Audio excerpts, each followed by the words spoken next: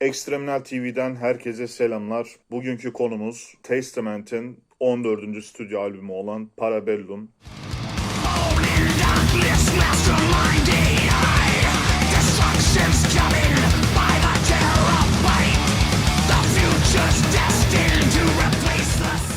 Beş senelik bir aradan sonra thrash metal'in devleri piyasaya hızlı bir giriş yaptılar tekrar. Bu albüm üzerine değerlendirmelerde bulunacağız. Bütün hatlarıyla, sound'u olsun, teması olsun, öne çıkan şarkılar olsun, grubun genel gidişatı olsun. Bunun üzerine değerlendirmelerde bulunacağız.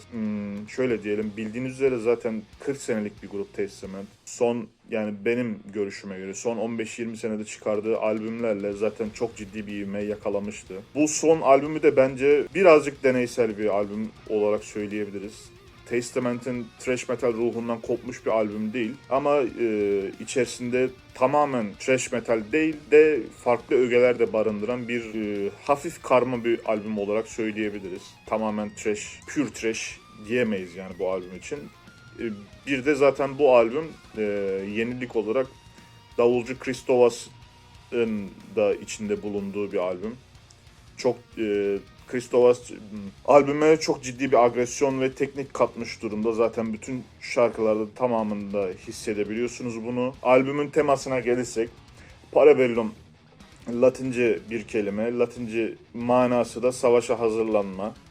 Zaten bu iki kelimeden de çıkarım yaparak az çok zaten temayı tahmin edebiliyoruz. Toplumsal gerilimler, politik çarpıklaşmalar, yapay zeka üzerine de bir şarkı var. Infanticide AI isminde bir şarkımız da var. Albümün atmosferine gelirsek, müzikal atmosfer olarak karanlık bir atmosfer sunuyor Chuck Billy'nin vokalleri bize. Dediğim gibi, daha önce de söylediğim gibi pure trash değil de death ve black ögelerini de içeren dokunuşlar var albümün içerisinde. Ama dediğim gibi albümün kimliğini tamamen kaydırmıyor bu. Testament her zaman olduğu gibi tabii yine thrash metal'e devam ediyor. Riff yazımına gelirsek çok sert bir riff yazımı var. Çok belli yani. Davullar dediğim gibi agresif, dinamik şekilde ilerliyor. Çok teknik şekilde ilerliyor. Çok keskin tonlarda ilerliyor. Vokaller yine Chuck Billy'nin bildiğimiz vokalleri. Ama burada hem brutal hem de melodik şekilde vokaller kullanmaya çalışıyor Chuck Billy. Ve çok ciddi bir denge kuruyor tahminimce. Kendi isteği üzerine bu şekilde bir denge kurma girişiminde bulunmuş. Gayet de albüme oturduğunu söyleyebiliriz. Prodüksiyona ve albümün genel sesine gelirsek, prodüksiyon gayet temiz, mix mastering gayet temiz. Gitar tonları çok kalın ve keskin geliyor. Bas gitar gayet net şekilde duyuluyor. Albümün tamamı yüksek tempoda ilerleyen bir albüm değil. Orta tempolu bölümlerde hele zaten çok daha rahat bas gitar duyuluyor. Davul kayıtları dediğim gibi çok keskin, teknik ve sert ama ona rağmen doğal ses alınıyor davullardan. Davulun doğal sesi çok rahat biçimde duyulabiliyor albümün şarkılarının içerisinde. Kristovas'ın farkını çok rahat hissedebiliyoruz. Genel olarak değerlendirirsek albümün sound'unu temiz ve tok diyebiliriz seslere. Çok net şekilde duyulabiliyor sesler. Yani metal dinleyicisi olmayan bir insanın bile çok rahat şekilde anlayabileceği şekilde sesler seçiliyor. Bu bence çok büyük bir artı.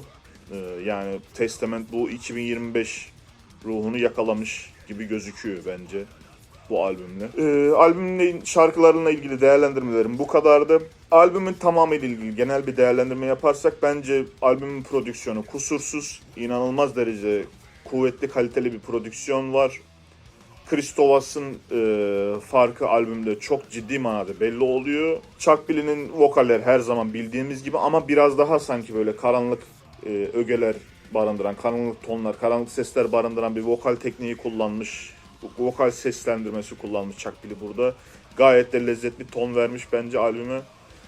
Şarkı çeşitliliği de dediğim gibi yer yer slow şarkılar, yer yer progresif, groove öğeler içeren şarkılar serpiştirildiği için albüm tek düze gitmiyor. Bu da dinleyicinin bence canını çok sıkmayacak bir durum ve artı bir durum olarak düşünebiliriz. Yani negatif yönleri çok fazla olduğunu düşünmüyorum albümün ama şunu söyleyebilirim. Dediğim gibi bu işte ton değişimleri, tarz değişimleri parçalar arasında olduğu için albüm çok kolay şekilde akılda kalıcı bir albüm değil. Dinleyicinin bunu albümü tamamen ezberleyebilmesi için çok fazla şekilde dinlemesi gerekiyor bence. Hemen oturmuyor yani. En azından bir 6-7 kere albümün dinlenmesi gerekiyor.